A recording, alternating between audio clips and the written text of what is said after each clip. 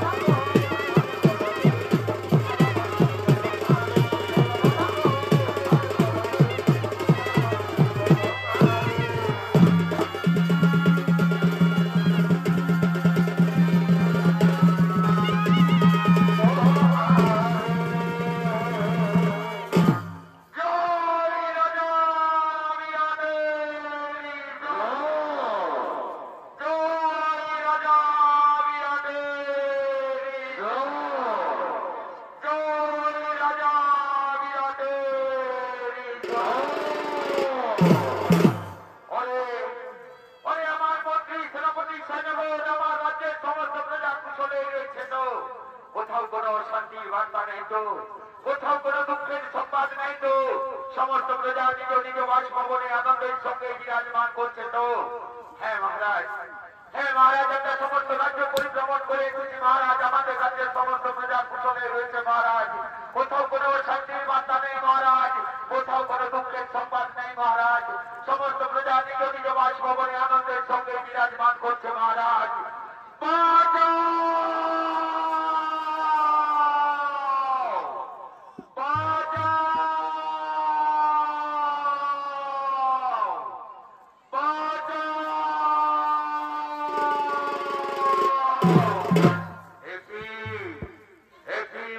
সেনাপতি সৈন্যগণ, তোমরা এখনই বললে আমার রাজ্যের সমস্ত প্রজা কুশলে রয়েছে। তুমি কোথাও থেকে বেঁচে ওই নারী কণ্ঠস্বর বাঁচাও বাঁচাও রবে চিৎকার করে যাচ্ছে। কে সেই নারী? কিবা বিপদে পড়েছে সেই নারী? আমি যাবো সেই নারীর কাছে, দেখবো তার বিপদের কথা। বাঁচাও!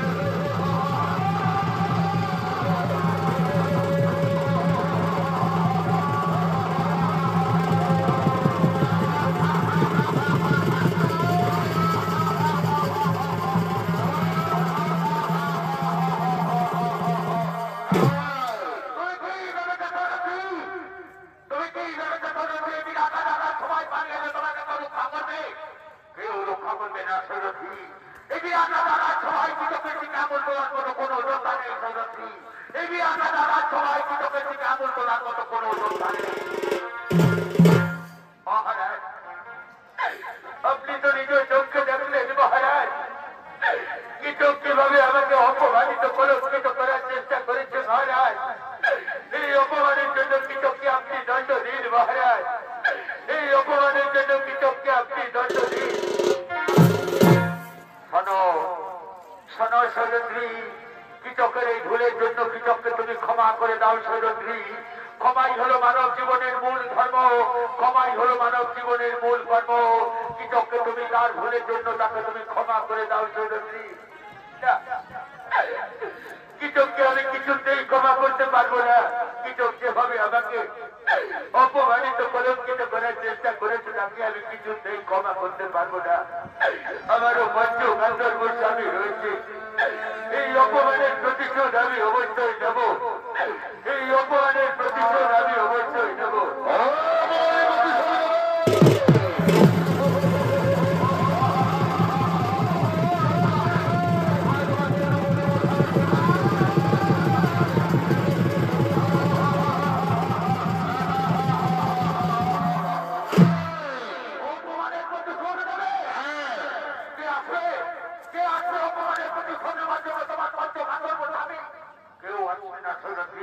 আমি তো প্রথমেই বলেছি এই বিরাট রাজসভায় কৃতজ্ঞতা আমল তোলার মতো কোনো যোদ্ধা নেই সৈরন্ধ্রী, এই বিরাট রাজসভায় কৃতজ্ঞতা আমল তোলার মতো কোনো যোদ্ধা নেই। শোনো শোনো সৈরন্ধ্রী, তোমার রূপ ও যৌবনে আমি যখন মোহিত হয়েছি সৈরন্ধ্রী, তখন এক না একদিন নিশ্চয়ই আমি তোমাকে আপন করে পাবো সৈরন্ধ্রী, এক না একদিন নিশ্চয়ই আমি তোমাকে আপন করে পাবো। আজ আমি এই সভা মাঝ থেকে খালি হাতে ফিরে গেলাম সৈরন্ধ্রী, কিন্তু কথাটা যেন মনে থাকে সৈরন্ধ্রী, এক না একদিন নিশ্চয়ই আমি তোমাকে আপন করে পাবো সৈরন্ধ্রী, এক না একদিন নিশ্চয়ই আমি তোমাকে আপন করে পাবো। কথাটা যেন মনে থাকে, কথাটা যেন মনে থাকে। মহারাজ, এখনো কি আপনি চুপ করে থাকবেন মহারাজ? প্রজা হলো রাজার কাছে পুত্র সব, প্রজার সুখে দুঃখে বিপদে আপদে রাজা সাহায্যে রাত বাড়িয়ে দেয়। আমি আপনার রাজ্যের একজন প্রজা সব মহারাজ, আমার বিপদের দিনে আপনি যদি এগিয়ে না আসেন আমি কোথায় যাব? কার কাছে গিয়ে বলবো আমার বিপদের কথা?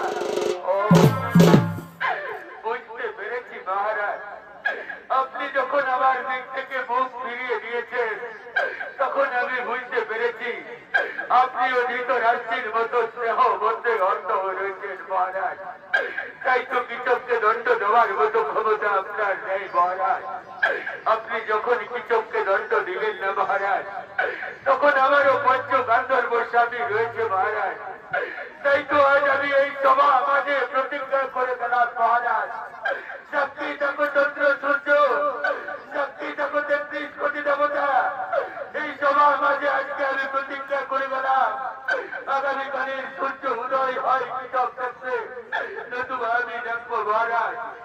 আগামীকালের সূর্য উদয় হয় কৃষক ক্ষেত্রে, নতুবা আমি দেখবো মহারাজ। আগামীকালের সূর্য উদয় হয় কৃষক ক্ষেত্রে, নতুবা আমি দেখবো মহারাজ।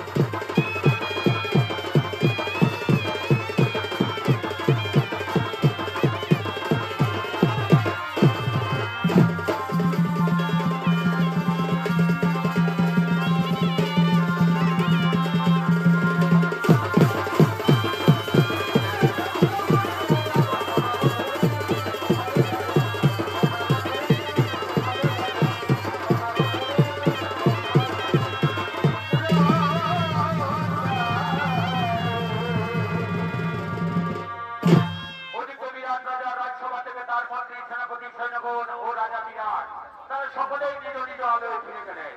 আরেকদিকে বিরাট রাজা রাজসভায় দ্বিতীয় পাণ্ডব ফিরছেন। পল্লব নাম ধারণ করে বিরাট রাজা রাজ্যে রন্ধন কার্যে নিযুক্ত ছিল। সেই ফিরছেন, চলেছেন তার রন্ধনশালার দিকে।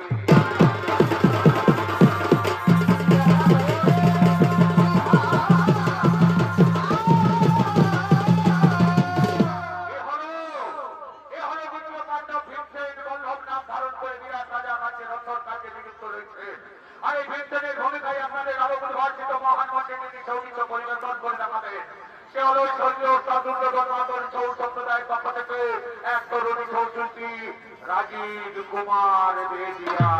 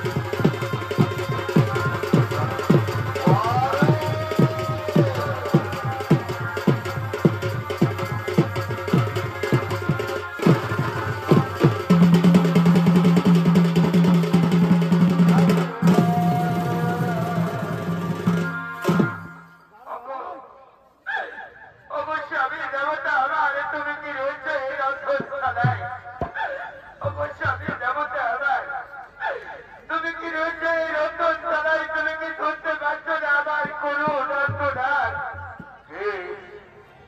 রাতে মরে রতন তলায় নারী কণ্ঠস্বর ভেসে এলো, মনে হচ্ছে চির পরিচিত কোন চেনা নারীর কণ্ঠস্বর। সেই নারী কিবা বিপদে পড়েছে সেই নারী, আমি যাবো সেই নারীর কাছে, দেখবো তার বিপদের কথা। আমি ওরা মন্দিরাপুরের যুবরাজ কোনোদিন কারো বিপদে পা হয়নি, আমি যাবো।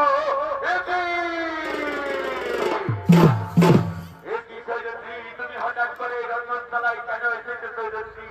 ফিরে যাও, ফিরে যাও সৈরশ্রী, এই রতনতলা থেকে ফিরে যাও। যদি তোমাকে কেউ দেখতে পায় তাহলে আমাদের অজ্ঞাত মাস হয়তো আর পূর্ণ হবে না সৈরশ্রী। আমাদেরকে পুনরায় যেতে হবে 12 বছরের জন্য বনবাসে।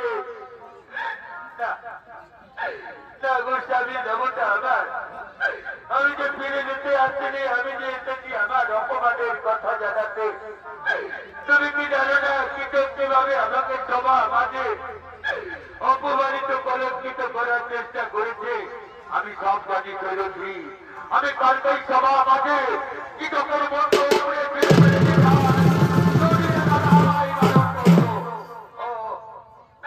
তুমি তোমার দাদার কথায় শুনলে, আমার কথায় একবারও ভাবলে না। তোমার দাদা তো কেবল মাত্র ভাষা ফেলতে জানে আর ক্ষমা করতে জানে, এছাড়া তোমার দাদা আর কি জানে? শোনো শোনো সৈরশ্রী, দাদার কথা মতো আমাদেরকে থাকতে হয়, দাদার কথা মতো আমাদেরকে চলতে হয়। আমি তোমার কথা দিচ্ছি সৈরশ্রী, আমাদের অজ্ঞাত মাস পূর্ণ হোক, তারপর তোমার অপমানের প্রতিশোধ আমি নিশ্চয় নেব সৈরশ্রী। তারপর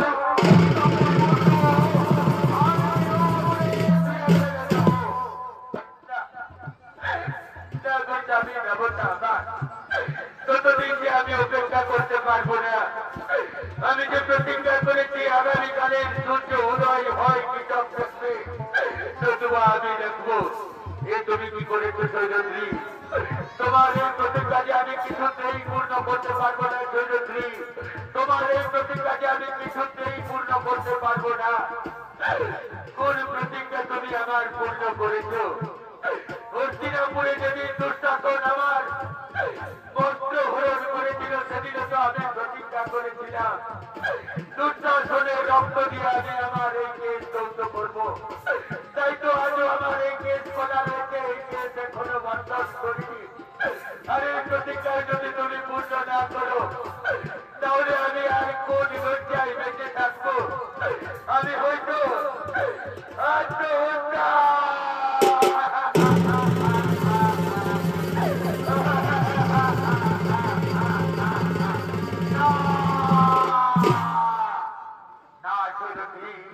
আত্মহত্যার কথা তুমি মুখে আসবে না সৈরশ্রী। আত্মহত্যা মহাপাপ সৈরশ্রী, আত্মহত্যা কাপুরুষের কর্ম সৈরশ্রী। আমরা পঞ্চ ভাই থাকতে তুমি আত্মহত্যার কথা মুখে আসবে না সৈরশ্রী। আমি তো তোমাকে কথা দিলাম আমাদের উপরে তোমার পূর্ণ হোক, তারপর তোমার অপমানের প্রতিশোধ আমি নিশ্চয় নেব সৈরশ্রী। অত বিষ্ণু তুই থাকতে অত দয়ার ঠাকুর, এই অবাগের ভাঙা কপালে কি তুমি দুঃখ ছাড়া সুখ কোনো দিন শিখতে না ঠাকুর? এই অবাগের ভাঙা কপালে কি তুমি দুঃখ ছাড়া সুখ কোনো দিন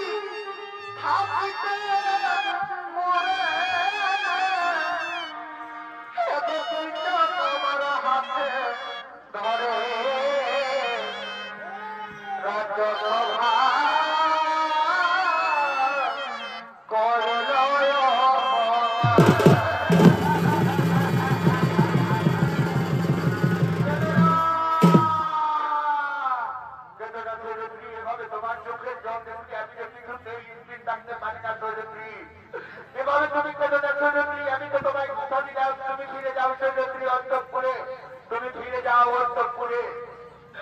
ওগো নিষ্ঠুর বিধাতা, ওগো দয়াল ঠাকুর, কত আশা কত স্বপ্ন নিয়ে আমি পঞ্চস্বামীকে আপন করেছিলাম। আমি ভেবেছিলাম আমি হস্তিনাপুরের রাজরানী হব, কিন্তু কি পেলাম জীবনে আমি? দুঃখ ছাড়া দুঃখে এই অভাগীর কপালে জন্ম জন্মান্তর জুটবে না ঠাকুর। দুঃখ ছাড়া দুঃখে এই অভাগীর কপালে জন্ম জন্মান্তর জুটবে না।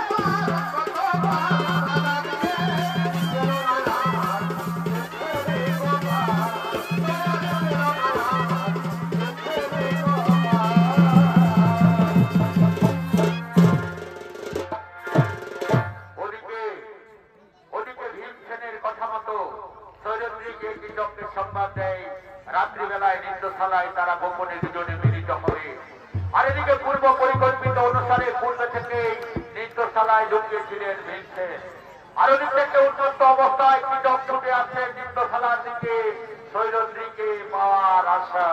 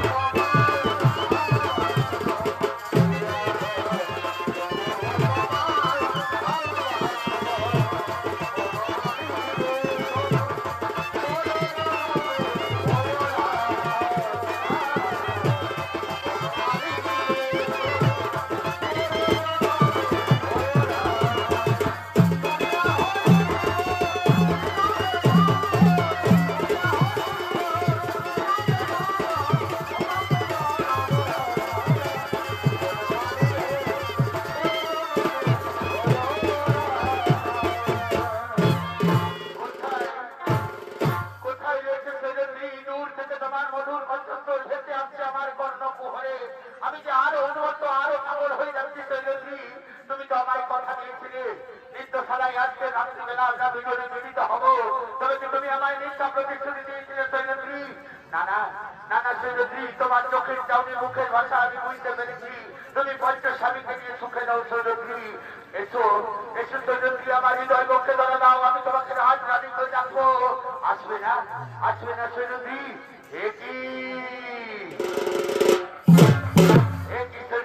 তুমি এভাবে ঢুকতে রয়েছে কেন শৈলশ্রী? আমি তো তোমায় কথা দিলাম আমি তোমাকে রাজ রানী করে রাখবো। এসো শৈলশ্রী, আমার হৃদয় বক্ষে ধরে দাও। আসবে না? আমি যে তোমার বিহনে আর এক মুহূর্তেও থাকতে পারছি না শৈলশ্রী। আমি আসছি শৈলশ্রী, তোমার কাছে আমি আসছি।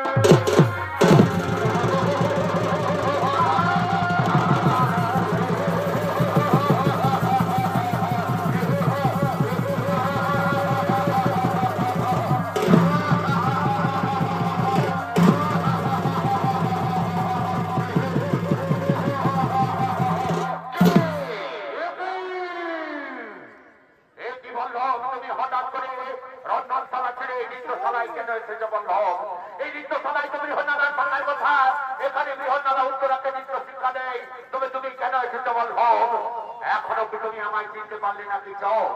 এখনো কি তুমি আমায় চিনতে পারলে না? আমি কে? ও, বুঝতে পেরেছি।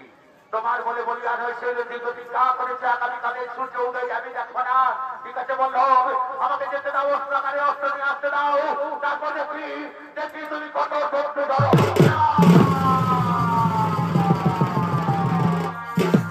না কি চাও? আজকের রাত্রিতে আমি তোমাকে কিছুতেই এই নৃত্যশালা থেকে বাইরে যেতে দেবো না। আজকের রাত্রিতে এই নৃত্যশালাতেই তোমার শেষ রাত্রি হবে। কি চাও? আজকের রাত্রিতে এই নৃত্যশালাতেই তোমার শেষ রাত্রি হবে।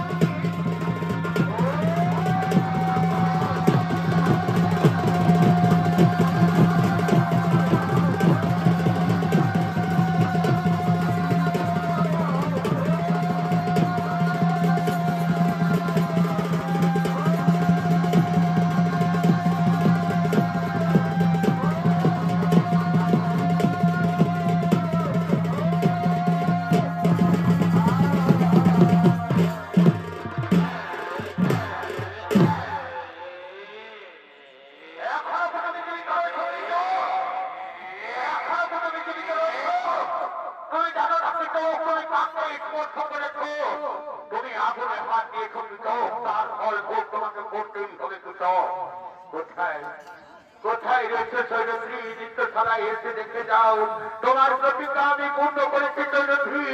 আগামীকালের সূর্য উদয় কৃষক আর দেখবে না সৈরন্ধ্রী, আসবে না আসবে না সৈরন্ধ্রী। অভিমান করে তুমি আমার কাছ থেকে চলে গেছো। শোনো সৈরন্ধ্রী, আমাদের যেদিন অজ্ঞাতবাস পূর্ণ হবে, যেদিন আমরা ফিরে যাবো হস্তিনাপুরে, যেদিন দুঃশাসনের রক্ত দিয়ে আমি তোমার শেষ চৌত করবো সৈরন্ধ্রী, দুঃশাসনের রক্ত দিয়ে আমি তোমার শেষ চৌত করবো। আমি আসছি সৈরন্ধ্রী।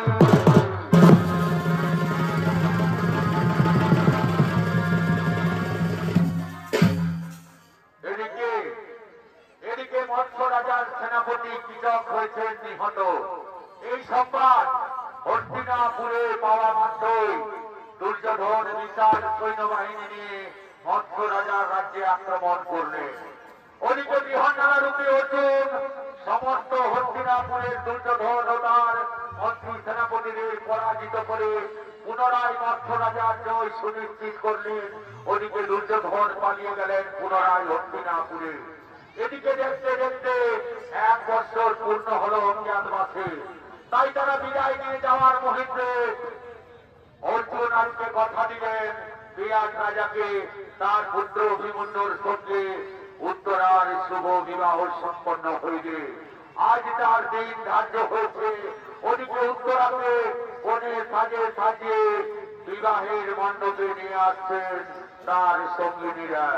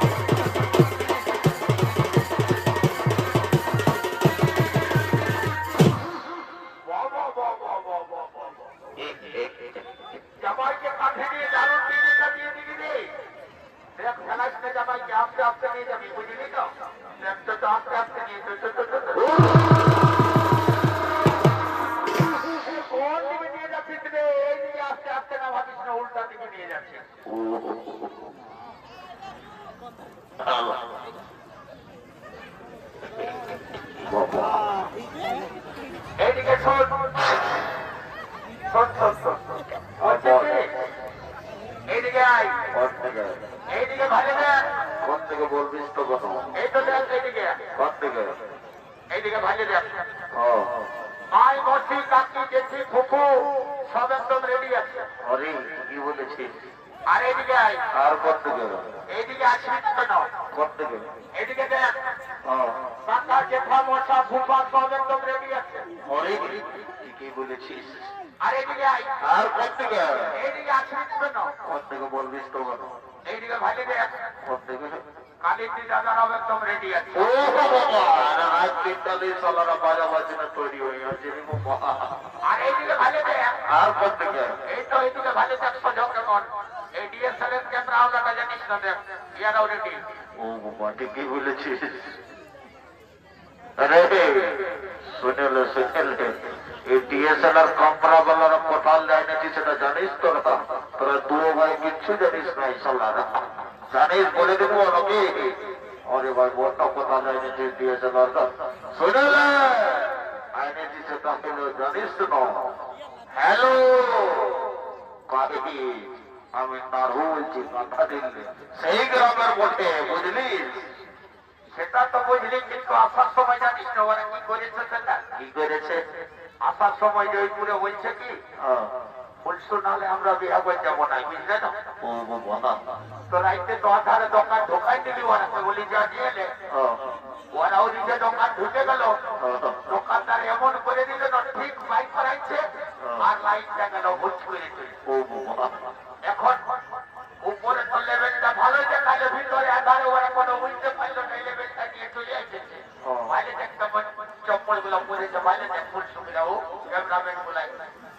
ও বাবা, ঠিকই বলেছিস রে ভাই। যাবার সময় জানিস শুনো, যাবার সময় যে টাকাটা দিয়ে কিনেছিলি না সেই টাকাটাও দিব লিব বুঝলি না? আর নতুন করে ফুল শুরু নিয়ে ঘর যাবো বুঝলি?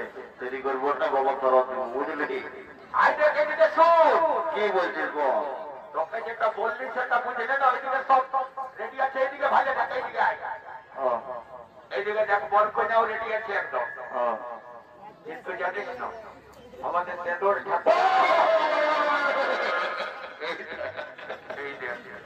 এই সারা শুভ কাজ করার মুহূর্তে যাবো, সেই এলা কোনো না কোনো গন্ডগোল করে দিবে। সালা তো ইলেকট্রনিকটাকে তারটাকে ছুঁয়ে দিলিস বইবার আছে বিয়া করবো সালা মঙ্গল করার যাচ্ছে না বুঝলি? নানি চমকে চমকে উঠছে তোর কাণ্ড দেখে। ও ঠিক আছে ভাই, আমি যাবো না ওইদিকে, আর জীবনে করবো যাবো না ইলেকট্রনিক তোর কাণ্ড বুঝলি? আর একদম দেরি করবো না বুঝলে না? বিহা ঘর মানে যত সব একদম জানিস না, ওই কি আজকাল বলে বাবা দিনছে মিনছে খাই নিয়ে সব একদম ইয়ে আছে। যদি করে ঠাকুরটাকে যা ডাকে নিয়ে আয় বুঝলে? আর শুন ভাই, ঠাকুরের দশ আমি যাইছি বুঝলে না? তো কি বলছো ঠাকুরে? ঠাকুরে বলে চলে যাবো আমি সঠিক সময়। হ্যাঁ রে, তো মোবাইল নম্বরটা দিতে পারলি না? বাড়ি ভরা ইন্ডিয়া ওখানে কাছে ঢুকে দিচ্ছে। যদি ডিএসএলআর ভাগে না তো তোর বিয়া করে জানিস না, মাংস ভাত দূরের কথা, গুড় চিরাও পাবি নাকি বাবা। এমন যে ঘুমাছিস না জানবে হাইওয়ে রোডে ডাক্তার চলছে এরকম বুঝতে পারছি। ও এই ভয়ারা একটু ঘুমাবো, তার এদিকে আছে ঢুকে এই নানি সত্যি দেখি নাই, বাইরে বলে দিচ্ছি কিরাম সকাল সকাল আমার বলিস না বুঝলি? ভাই শুনেলে বল। বলছি কি, ওই ঠাকুরের মোবাইল নম্বরটা আমি নিয়েছিলি বুঝলে না? আচ্ছা, তো হঠাৎ করে আমি খবর পালি ঠাকুর নাকি ঝান্ডি খেলা। ও বাবা, কাল রাইতে ঝান্ডি খেলা চলতেছিল, ঠাকুরের মোবাইলটা বন্ধ ছিল। ও আমি আসার সময় ফোন করলি, ওই লোক উঠাই নিয়ে বলছে কি এটা ঠাকুর নয়। বলি বাবা, তাই যে বলছে এটা ঠাকুরের নম্বর। না না না না না না না না, তুই জানিস না ঠাকুরের দুটা বোন ছিল বুঝলি? একটা ওর বউয়ের আর একটা নিজের। তো নিজেরটা বন্ধক দিয়েছে, বউয়েরটা ওর সঙ্গেই আছে বুঝলি না? দেখ কোনো দিকে মাঝে ফোন করে মোটাই আছে নাকি, জলদি করে ডাইকে ডেকে চলে আই, জানালে দেরি করবে সময়। আচ্ছা দাদা, আমি নিজেই যাচ্ছি বুঝলি না? ওরে ঠাকুর মশাই!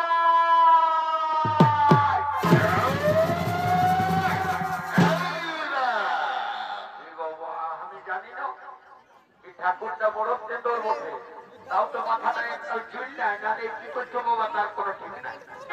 নিশ্চিন্তে ঘরে বলে বাইরে আসছে, ওইদিকে যাচ্ছি রাজাঘর দিকে যাচ্ছে নিয়ে কার শোনে একদম।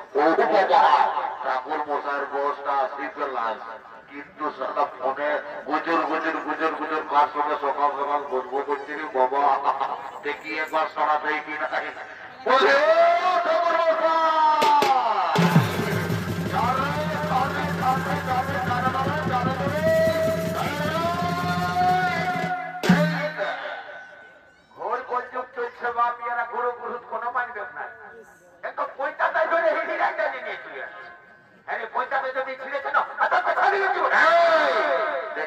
বাবুরা আমাকে দিন লাগে করবে, বুঝলিস না?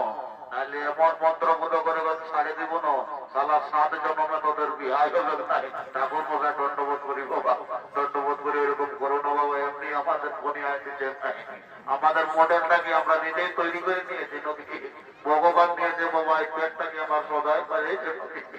আর কি বলবো দুঃখের কথা ঠাকুর, কিন্তু ঠাকুর আসছে বছর এমন দিনে তোমার মাথাতে যে পুরা জল ছিল রে বাবা, এখন সিলেটের মতো যে খারাপ হয়ে যাচ্ছে। দেখে না বাবুরা, ভালো ভালো যদি বুঝিস বিয়া করার সঙ্গে কিন্তু এখন তোমাদেরকে দিয়ে দিব না, বুঝতে পারবি মজা, বুঝলি? তো তোরা এত যে হতগজ করে আমাকে নিয়ে আলে রাজা ঘর, কি ব্যাপার কোনো তো বুঝতে পারছি না। কি বাবা, ঠাকুর মশাই রাজা ঘরে বিয়া করবে সেটাও তুমি জানো না? বিয়া ঘরে গোনা পোড়া করতে আমাকে ডাকে।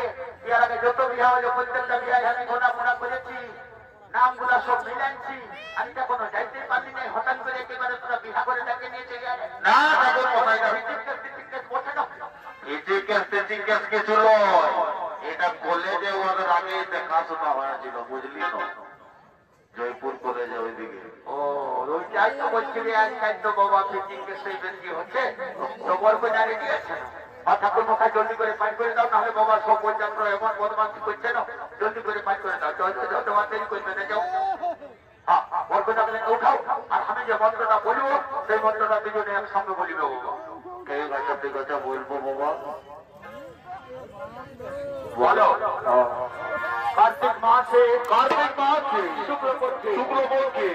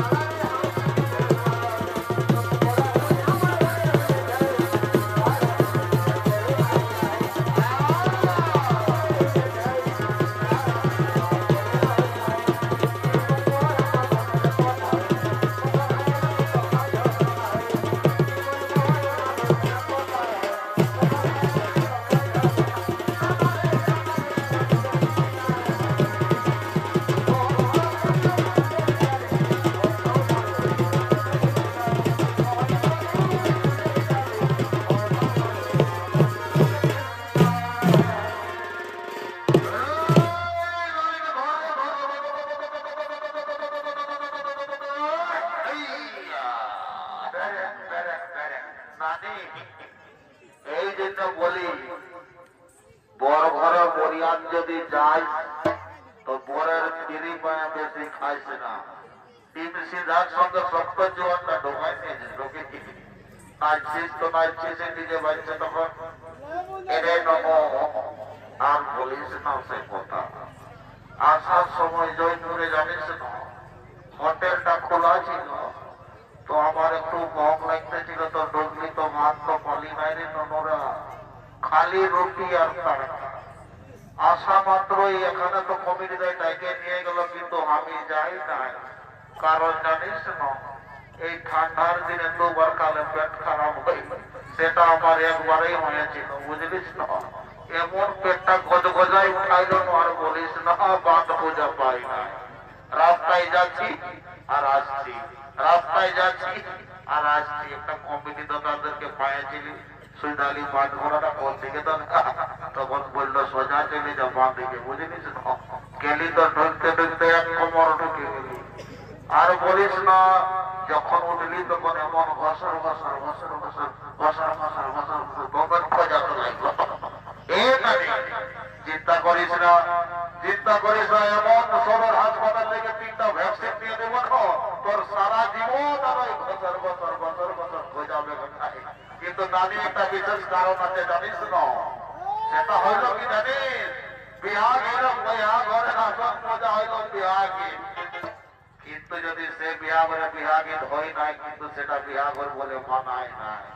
তুই বয়স্ক মানুষ, স্পেশাল করে একটা বিহা গীত ধর আর নাচে বুঝে কোন আমরা ঘর দিকে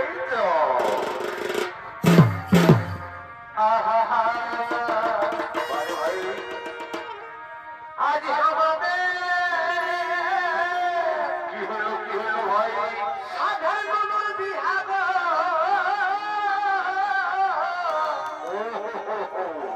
আজ আমাদের সাধারণ